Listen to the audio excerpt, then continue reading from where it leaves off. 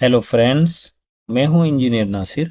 इस वीडियो में हम कमर्शियल बिल्डिंग जैसे मॉल या ऑफिस वगैरह की पब्लिक टॉयलेट के लिए वेंटिलेशन सिस्टम कैसे डिज़ाइन करते हैं, उसके लिए एग्जॉस्ट और फ्रेश एयर फैन सेलेक्ट करने के लिए सीएफएम कैलकुलेट करने के लिए एक सैंपल कैलकुलेशन करेंगे।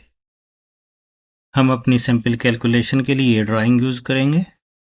ये दो पब्लिक टॉयलेट है, ये जेंट्स के लिए और ये लेडीज़ के लिए। इस टॉयलेट के अंदर ये जेनिटर रूम है, फिर ये टॉयलेट 1, टॉयलेट 2, टॉयलेट 3 और ये टॉयलेट हैंडीकैप के लिए। और टॉयलेट के बाहर का जो एरिया है इसे हम पासिंग एरिया या सेल्फी टॉयलेट भी कहते हैं, जिसके अंदर वॉश बेसिन है। इसी तरीके से लेडीज टॉयलेट में है toilet, passing area, janitor room. इन टॉयलेट के लिए फ्रेश एयर और एग्जॉस्ट एयर सिस्टम के लिए हम डक्टिंग यूज़ कर सकते हैं। आप देख सकते हैं ये एग्जॉस्ट एयर के लिए, और जिसे हमने ग्रीन लाइन से मार्क किया है ये इन टॉयलेट को फ्रेश एयर सप्लाई करने के लिए। एग्जॉस्ट एयर की सीएफएम कैलकुलेट करने के लिए हम एशरे की इस टेबल को यूज़ करेंगे। इस टेबल में आप देख सकते हैं पब्लिक टॉयलेट के लिए एग्जॉस्ट फैन के कंटिन्यूस ऑपरेशन के लिए हर टॉयलेट के लिए हमें 50 सीएफएम की ज़रूरत है। टॉयलेट के बाहर का जो एरिया है जिसे हम पासिंग एरिया या सेल विद टॉयलेट भी कहते हैं, पासिंग एरिया की एग्जॉस्ट एयर के लिए हम 1 सीएफएम पर स्क्वायर फीट लेते हैं। आपके पास यहाँ पे अगर यूरिनल भी है तो एक यूरिनल की एग्जॉस्ट एयर 1 WC के बराबर कंसीडर कर ले। अब हम एशरे टेबल के बेस पे हर एरिया के लिए एग्जॉस्ट एयर से सीएफएम असाइन कर लेते हैं। जेनिटर का एरिया है 40 स्क्वायर फीट, तो इसके लिए एग्जॉस्ट एयर की ज़रूरत है 40 सीएफएम। हर टॉयलेट के लिए 50 सीएफएम, और जो पासिंग एरिया है उसका एरिया कैलकुलेट करके आ जाता है 162 स्क्वायर फीट। राउंड फिगर में हम 160 ले लेते हैं, तो इस एरिया के लिए एग्जॉस्ट एयर की ज़रूरत है 160 सीएफएम। इन वैल्यूज़ के लिए हम एक्सेल में एक टेबल बना लेते हैं। यहाँ पे एरिया का नाम है, ये एग्जॉस्ट एयर सीएफएम, और यहाँ पे fresh air CFM. Fresh air CFM हम 80% लेते हैं एग्जॉस्ट एयर का, और जेनिटर के लिए हमें ज़रूरत है एग्जॉस्ट एयर की 40 सीएफएम, और फ्रेश एयर हो जाएगी 32 सीएफएम। इसी तरीके से पासिंग एरिया के लिए एग्जॉस्ट एयर 160, इसके लिए फ्रेश एयर की वैल्यू हो जाएगी 128। और टॉयलेट के लिए, एक टॉयलेट के लिए एग्जॉस्ट एयर की वैल्यू है 50, और उसके लिए फ्रेश एयर की वैल्यू हो जाएगी 40 सीएफएम। अगर हम मेल टॉयलेट के लिए तो की बात करें तो इसके लिए टोटल एग्जॉस्ट एयर की सीएफएम हो जाती है 400, और फ्रेश एयर सीएफएम की वैल्यू हो जाती है 320।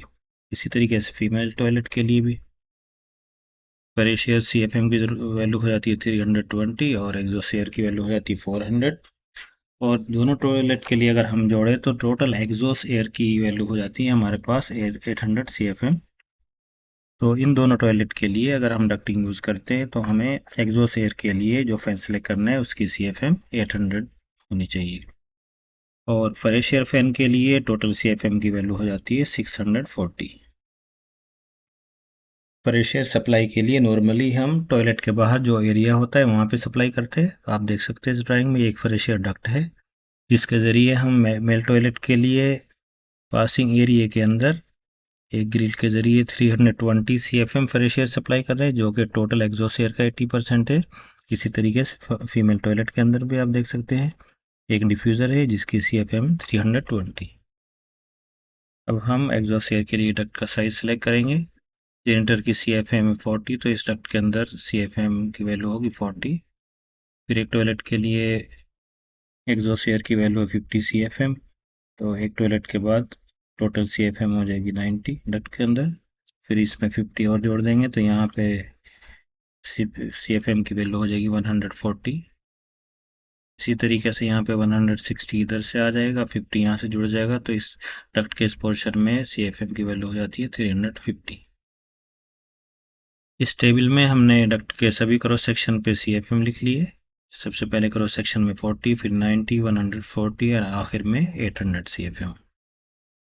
अब हम एग्जॉस्ट एयर के लिए डक्ट का साइज सेलेक्ट कर लेते हैं। पहले क्रॉस सेक्शन पे सीएफएम की वैल्यू है 40, हेड लॉस ले लेते हैं हम 0.1, डक्ट का साइज हमारे पास आ जाएगा 4x4 इंच। इसके बाद हमारे पास CFM की वैल्यू हो जाती है 90 CFM एट लॉस 0.1।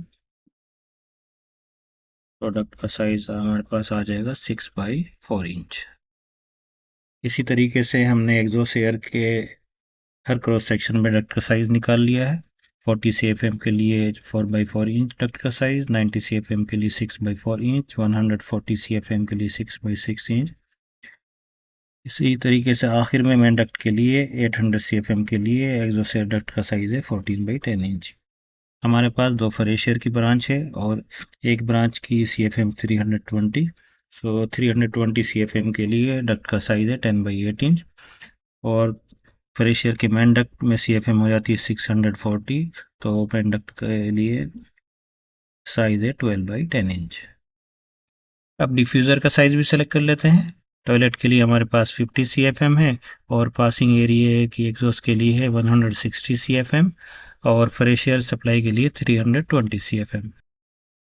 इस टेबल से हम स्क्वायर सीलिंग डिफ्यूज़र का साइज सेलेक्ट कर लेंगे। हमारे पास एक CFM है 50, दूसरी है 160, तो दोनों इस रेंज में आती है, तो यहाँ से हम उनके लिए 6x6 इंच साइज सेलेक्ट कर लेंगे।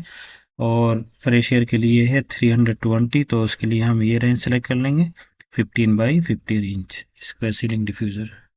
डक्ट और डिफ्यूज़र के साइज जो हमने सेलेक्ट किए अब इस ड्राइंग में अपडेट कर लेते हैं। 40 CFM के लिए डक्ट का साइज है 4x4 इंच। फिर यहाँ पे 50 CFM और ऐड हो जाता है, तो डक्ट 90 CFM के लिए डक्ट का साइज हो जाता है 6x4 इंच। यहाँ पे 140 CFM के लिए 6x6 इंच। 160 CFM की ब्रांच का डक्ट का साइज हो जाता है 8x6 इंच। यहाँ पे 350 CFM के लिए डक्ट का साइज हो जाता है 10x8 इंच। इस क्रॉस सेक्शन में CFM है 400 और डक्ट का साइज है 10x8 इंच। फिर यहाँ पे इस क्रॉस सेक्शन में CFM हो जाती है 6x610 और डक्ट का साइज हो जाता है 12x10 इंच। फिर यहाँ पे आने के बाद CFM हो जाती है 760 और डक्ट का साइज हो जाता है 14x10 इंच। फ्रेश एयर के लिए 320 CFM के लिए डक्ट का साइज है 10x8 इंच और इस पोर्शन में CFM डबल हो जाती है 640, तो उसके लिए डक्ट का साइज है 12x10 इंच।